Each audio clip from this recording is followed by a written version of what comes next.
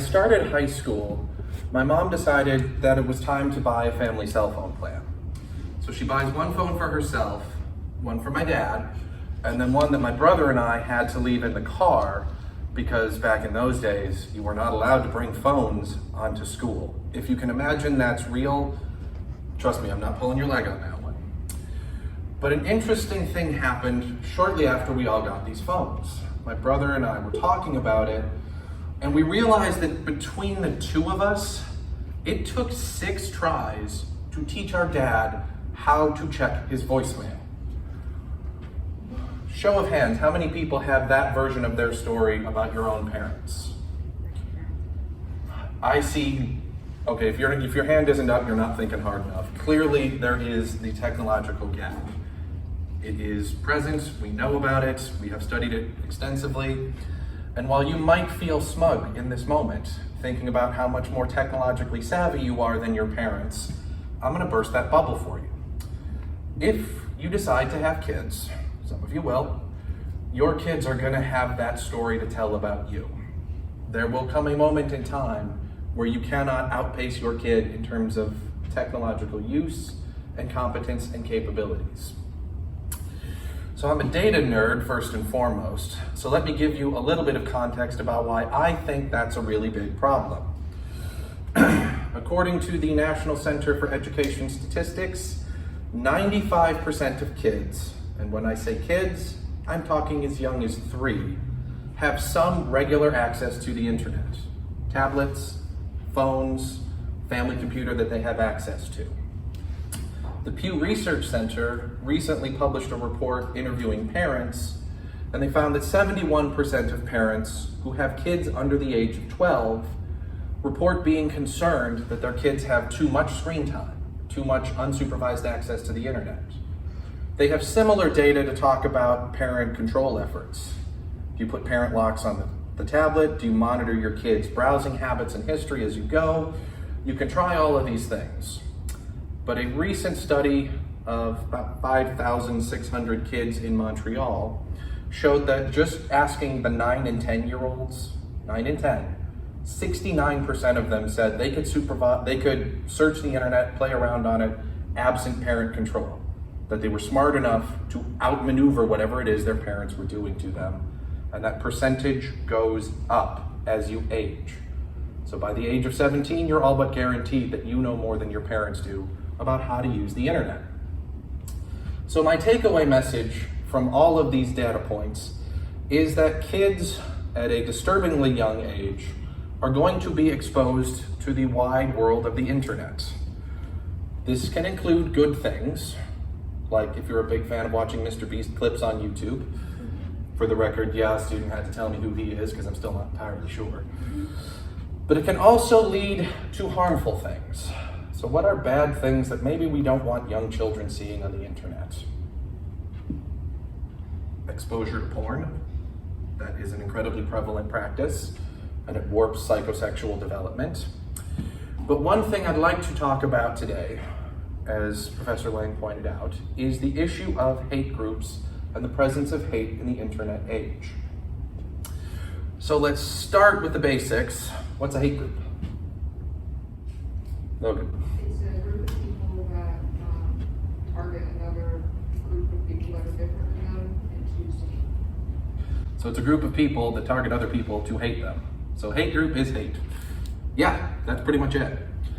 The definition behind it, little broad, little vague, kind of has to be. At least 2 people who are joined in a common attitude, value, pick a categorization of how we choose to demographically categorize people, race, gender, sexual orientation, religious practices.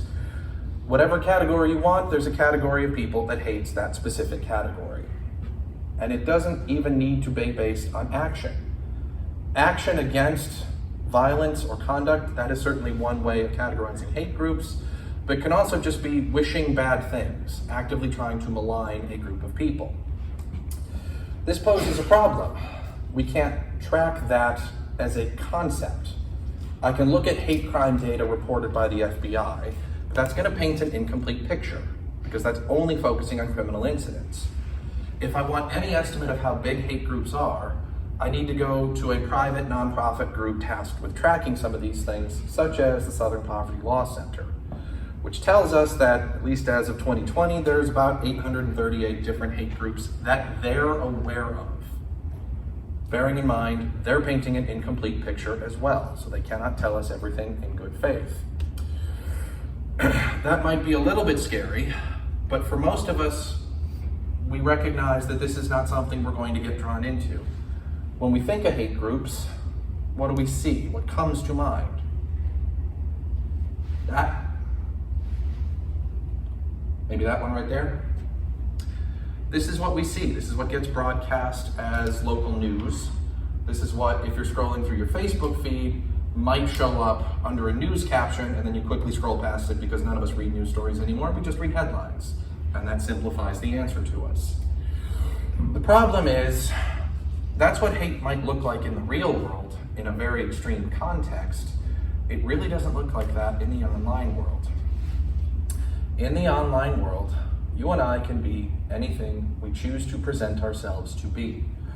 And this creates a little bit of a problem.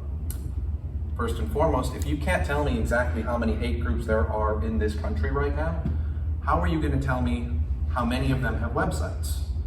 What is featured on those websites? How many of them have social media accounts? How has this been growing? Why that's particularly relevant is a hate group doesn't call itself a hate group. The Klan doesn't say white power to everyone. The Klan says we are the last protectors of Christianity. We are the heroes who should be worshiped and praised for the things that we do. If I'm a socially awkward high school student, and I may have been back in my day, and I can't get a girl to go on a date with me or be my girlfriend, do I want to look inwardly, reflect on what I'm not bringing to the table here? Or do I find a loving, supportive online community of involuntary celibates, and yes, incel is an actual thing, of people who are more than happy to tell me it's not my fault, it's the fault of women. Literally women everywhere somehow are to blame for the fact that none of them will go on a date with me. The web creates this opportunity for all of us, and it poses a series of questions then. Specifically, what does it look like in the world of hate in an online world?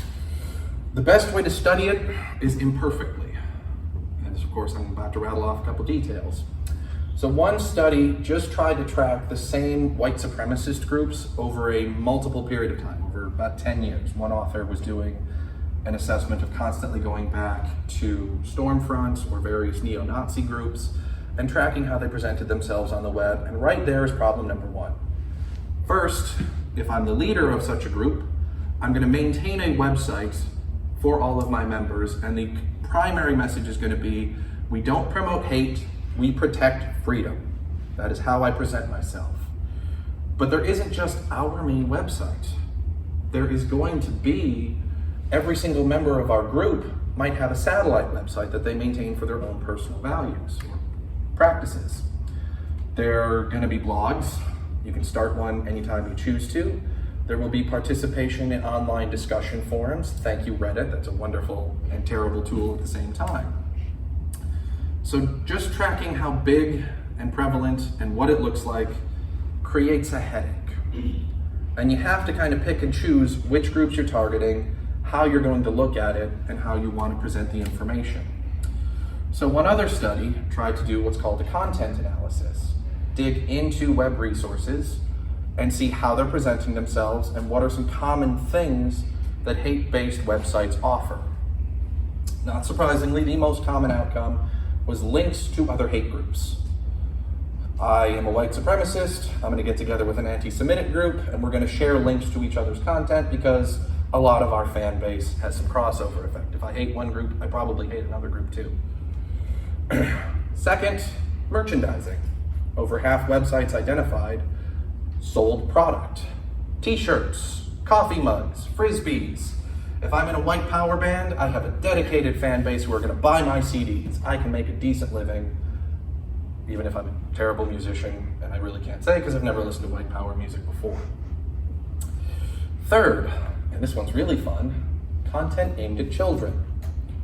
So this becomes games, cartoons, comic strips, suggested homeschooling lessons to teach your little ones about the impending race war that's about to consume American society.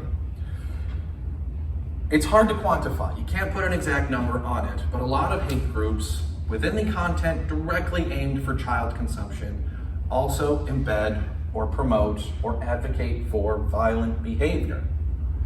Now, I can make a comment at this moment about how morally reprehensible that is and how I'm clearly morally superior to other people, but I've also spent a lot of my childhood playing first-person shooting games on a Nintendo 64, so my hands aren't as clean as I'd like them to be when we discuss some of these things that tend to happen there. So that last study, the one I just talked about where, let's just enjoy GoldenEye 64 for a minute. Vintage games. So that last study I mentioned where they did the content analysis, here's a kicker on that one. It was published in 2003. Anybody think that kind of is a long time ago? Maybe things have happened since then? Anybody know when Facebook was launched? Not offhand, you'd have to furiously look it up. 2004. So that study did absolutely nothing to talk about the social media world we live in today. Can you tell me how many social media platforms there are? Could you estimate it? You'd just be guessing. In the time it took you to look it up right now, chances are a new one got floated or an old one got shut down due to lack of use. This becomes something that is largely immeasurable just based on volume. There's too much of this that exists for us to consistently track what it looks like. And in the social media age, hate groups have thrived because all of these accounts share a couple of things in common. First, free to join. Second, built to be user-friendly. They want you to enjoy posting your content, interacting with friends on it. Third, I can build as large an audience base as are people willing to follow me to them, or based on the content, material, and message that I am trying to present, so I can present the absolute best version of myself into these different forums. And in the time that I've been speaking, there's probably at least a new one out there today, to illustrate whatever cause I want to fight for. And that can include the cause of white supremacy, anti-Semitism, misogynistic values. Pick a group to hate. There's a group of people out there that hates that group of people. This is the way we live in this world. So what can I do with this? How do we minimize, prevent, or otherwise try to control the nature of this problem? First, laws. Here's a problem. Can't be a state law, it's gonna have to be federal, because the internet is not confined to the state of North Carolina, it exists across the country.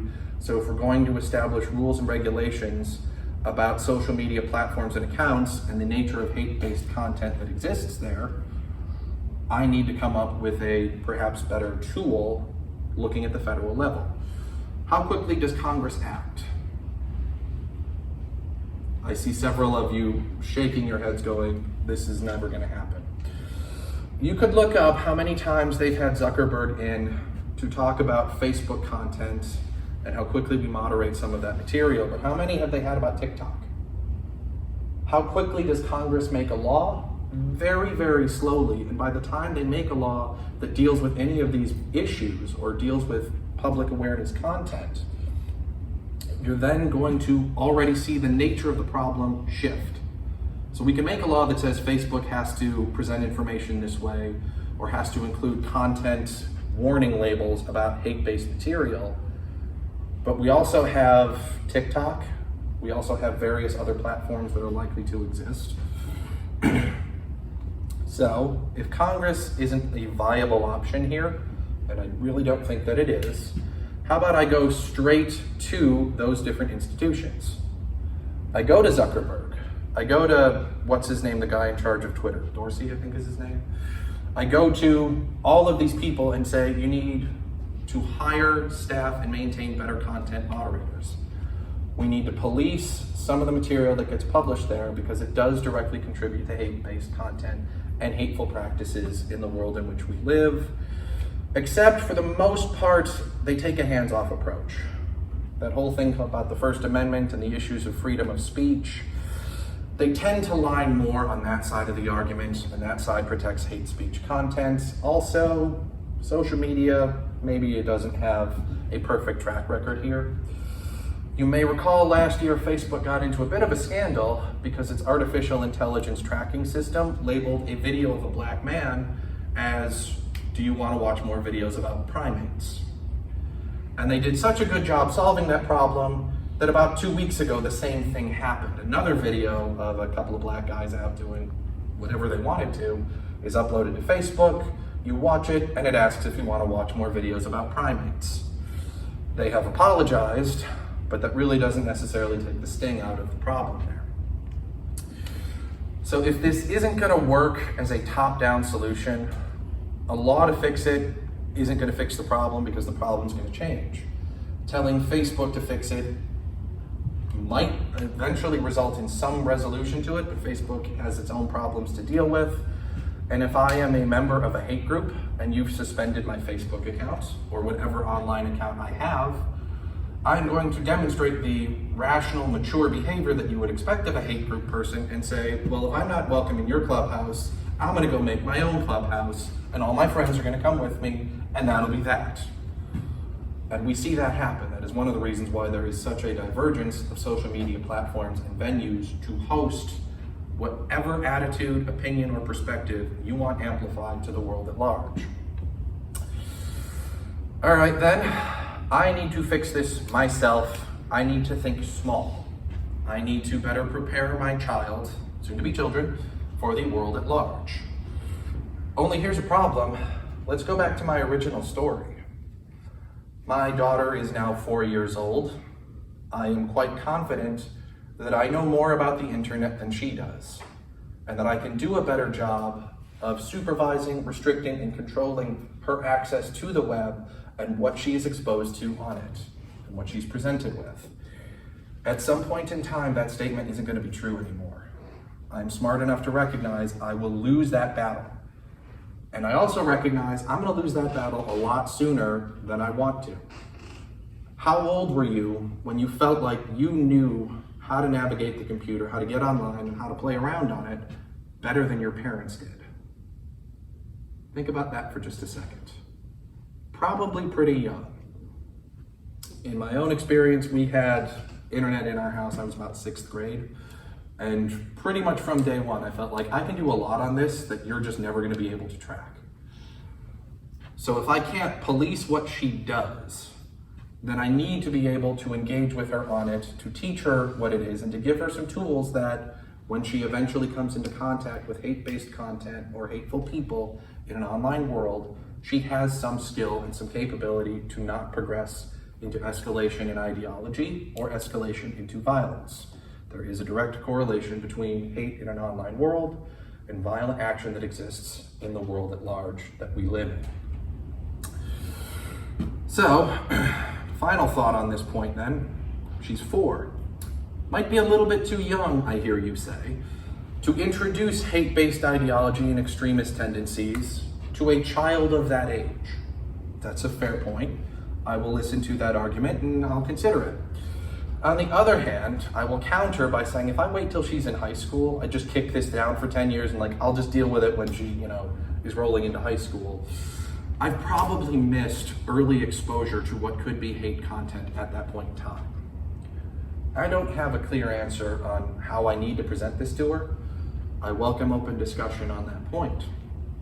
But I will suggest one thing, that this approach should not be ignored. It needs to be discussed as a family environment or as an adult who is responsible for the health and well-being of a child.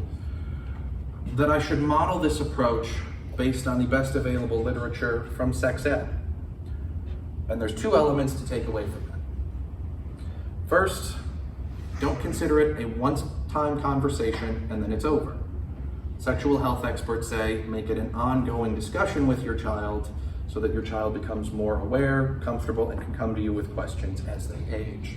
Second, calibrate it based on age. So I'm not going to show her Stormfront website now that she's the age of 4, and I'm probably never going to show it to her. But as she gets a little bit older, as she learns a little bit more about how to use the internet in her own right, then it falls on me to try to give her some more knowledge about what bias looks like, how bias can lead to extremist ideology, how groupthink can become a major problem and hijack what might be a realistic or reasonable goal and turn it into hate-based extremism focused entirely at one category of human beings. So that is my presentation for today.